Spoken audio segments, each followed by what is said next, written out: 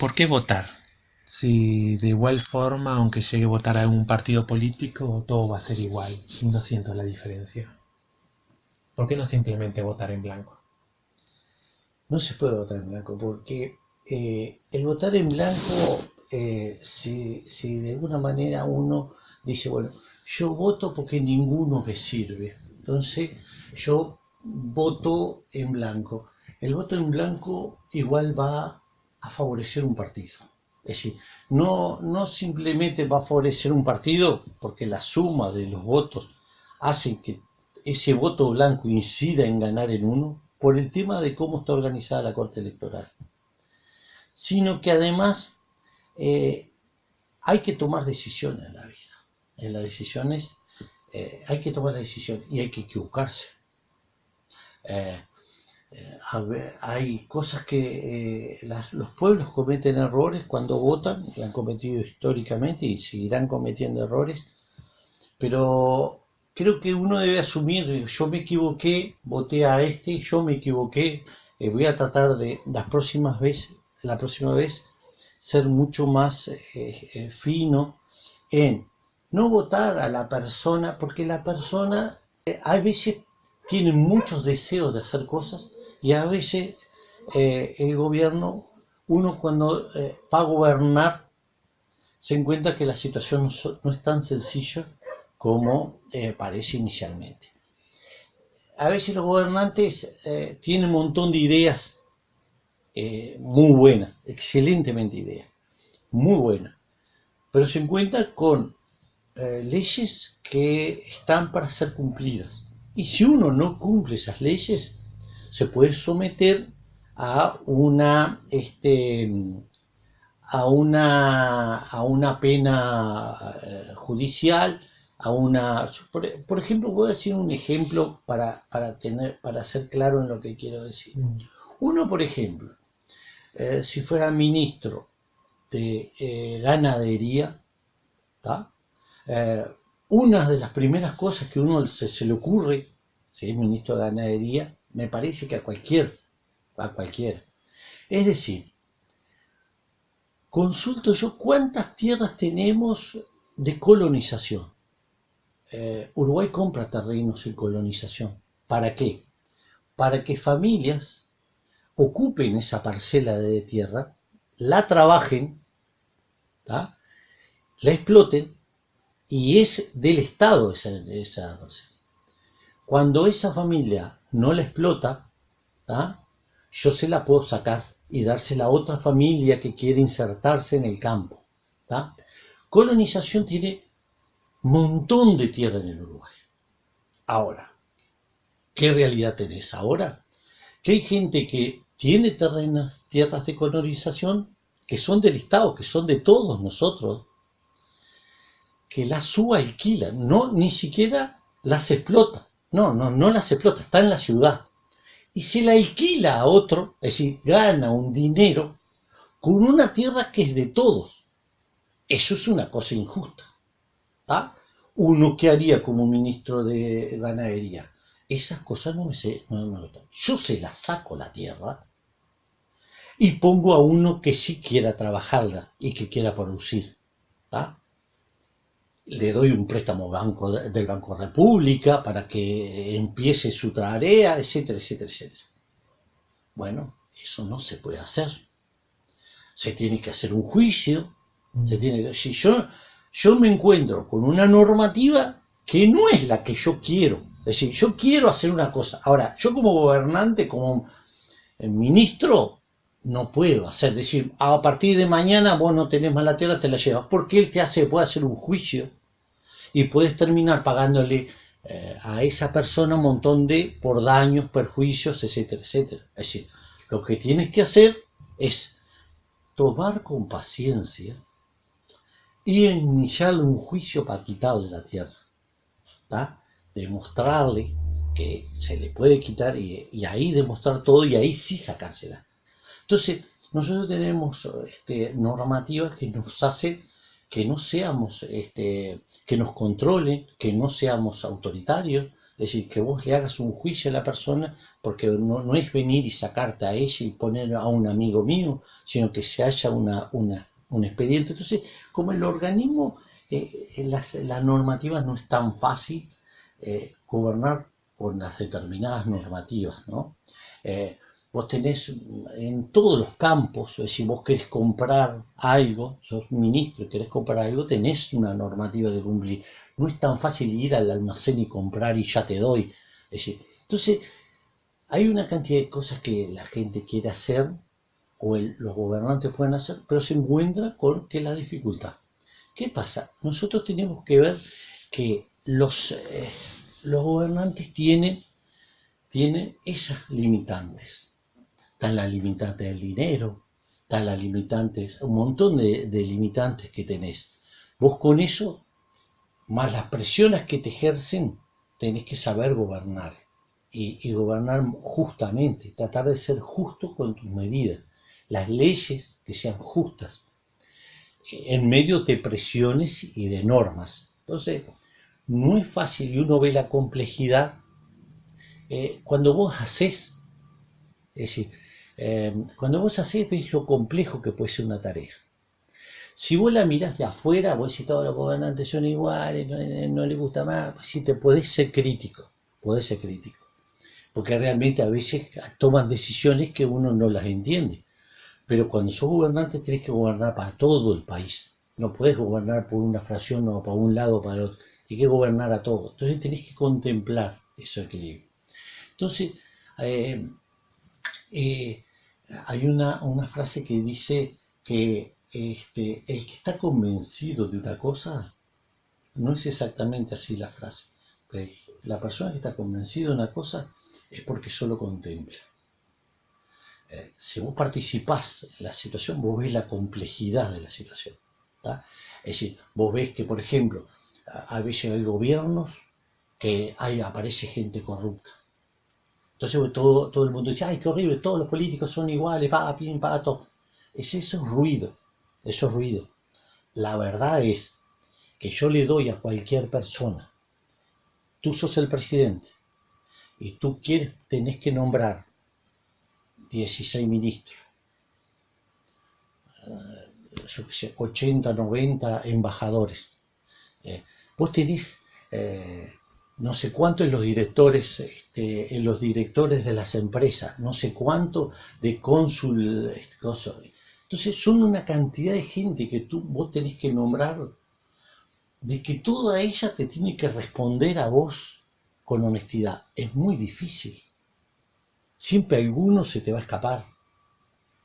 Entonces, vos tenés acá una sociedad que cuestiona al que es corrupto, pero el que corrompe no es cuestionado. Hay doble moral acá.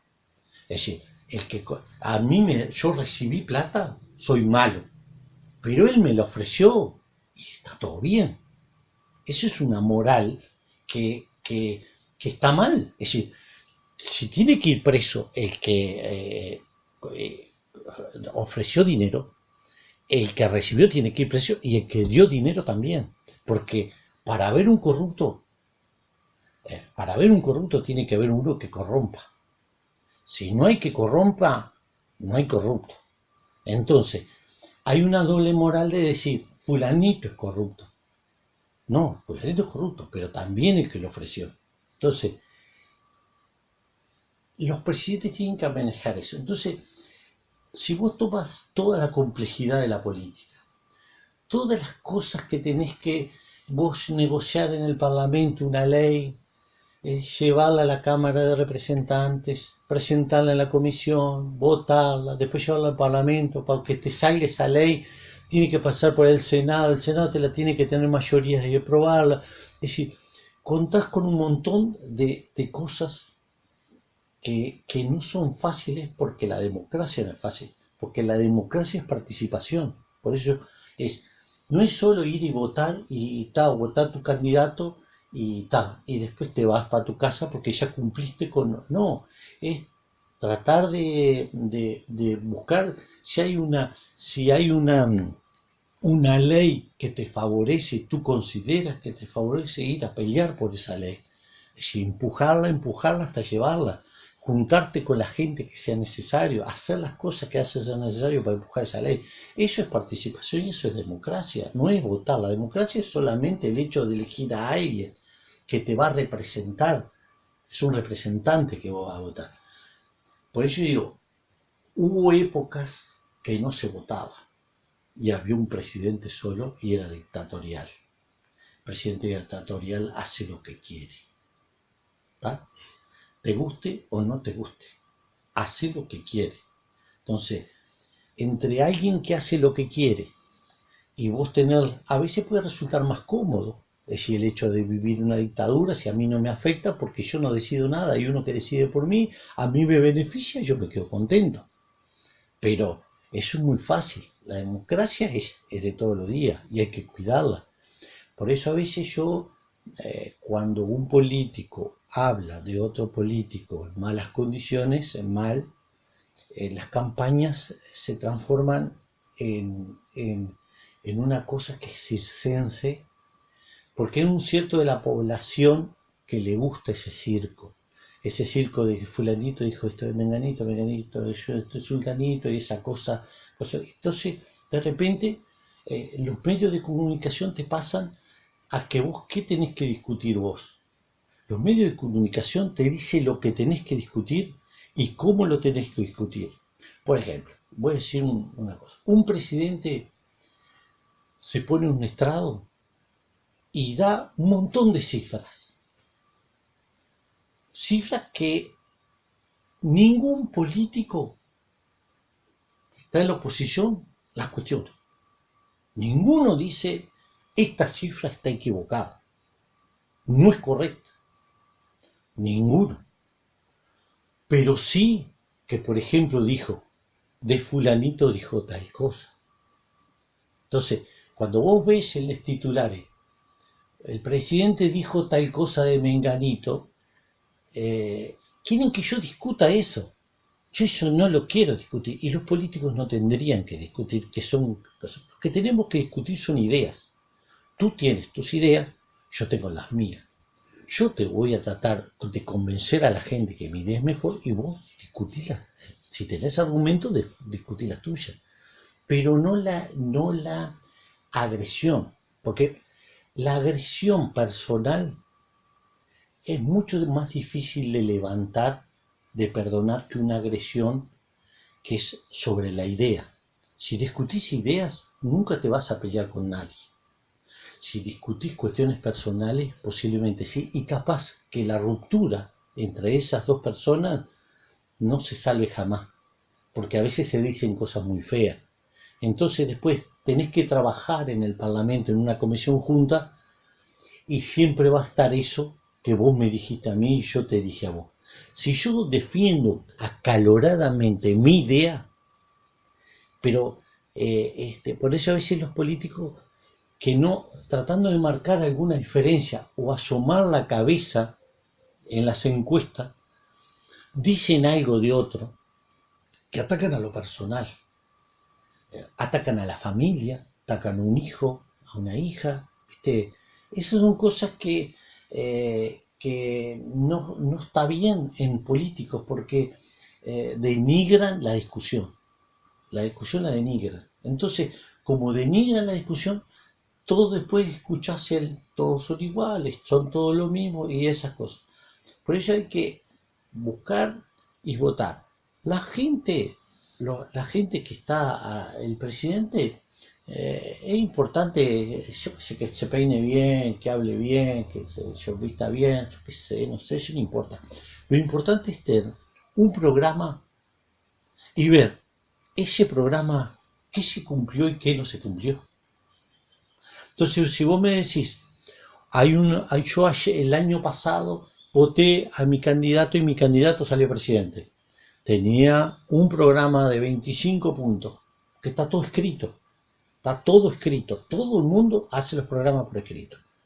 Y de esos 15 puntos me cumplió 2, yo ya no te voto más. ¿Por qué? Porque vos no me cumpliste los puntos que yo quería.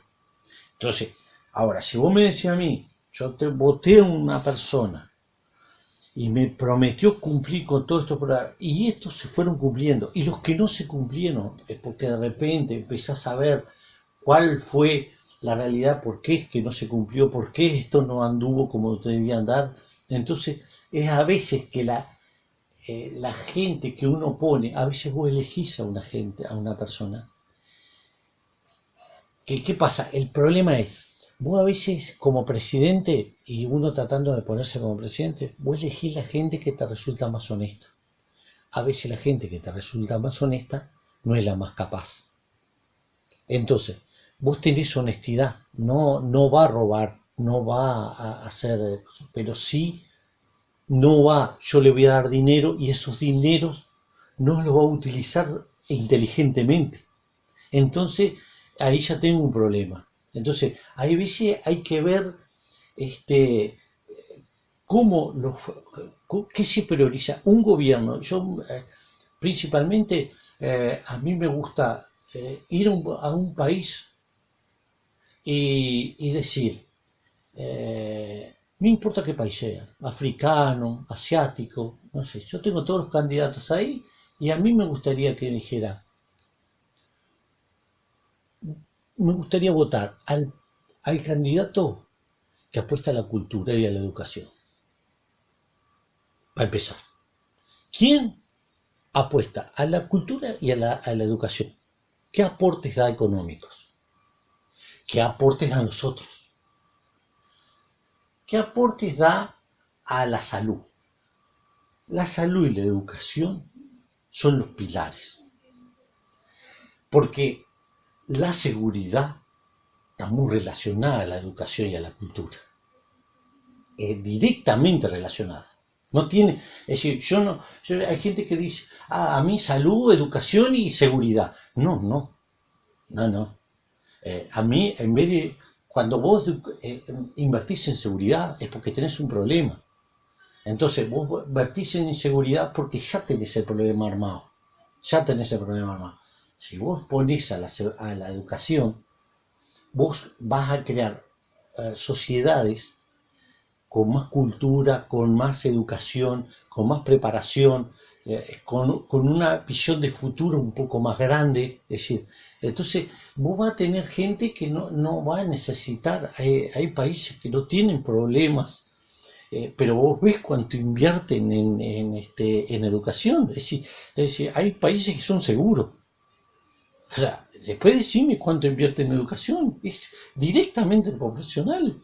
Es decir, porque a vos, por ejemplo, yo qué sé, en Estados Unidos dice, Giuliani sacó toda la delincuencia de Estados Unidos, de Nueva York. No, la trasladó a las otras, la delincuencia reprimió y se fue para otros lugares. Es decir, la sufrieron los otros estados. Preguntarle a los otros estados cómo están de seguridad. Entonces, sí, no lo no solucionó. lo solucionó, porque no solucionás la cabeza, que la educación y la salud. La salud y la educación es lo principal. Si vos tenés esas dos cosas, entonces vos decís, no importa el país que esté, es fácil votar en cualquier país. El tema es que te tienen que decir, este puso tanto y este puso tanto. ¿Ah? Porque no es inclusive ni porcentajes del PBI, porque es mentira tampoco el porcentaje del PBI. Porque si vos tenés un PBI alto o tenés un PBI bajo, yo puedo tener un PBI chiquito, el Producto Bruto Interno del país, tengo un producto chiquito y le doy el 10%. Son chirolas. De repente tenés un Producto Bruto Interno, como son los países europeos, pero invertís un 5, un 6, un 7, un 8, es un montón de dinero. Entonces, ese porcentaje es un porcentaje que, bueno, está más o menos se lleva. Pero lo importante es cifras en dólares, en millones de dólares, cuánto se va para allá y cuánto se va para el otro lado. Entonces, cuando vos invertís en educación y en cultura, vos estás mirando el futuro. Cuando vos invertís en seguridad, estás mirando el presente, estás viendo hoy. ¿Tá? Es decir, claro, vos mirás, sí, hay veces que el momento es hoy. Yo no puedo esperarle a decirle a una persona, no le puedo decir, bueno, espera 15, 20 años con inseguridad. No, no le podés decir. Entonces tenés que pero tenés que tener claro, adelante, si vas para adelante, tiene que ser cultura y educación, no tenés otra.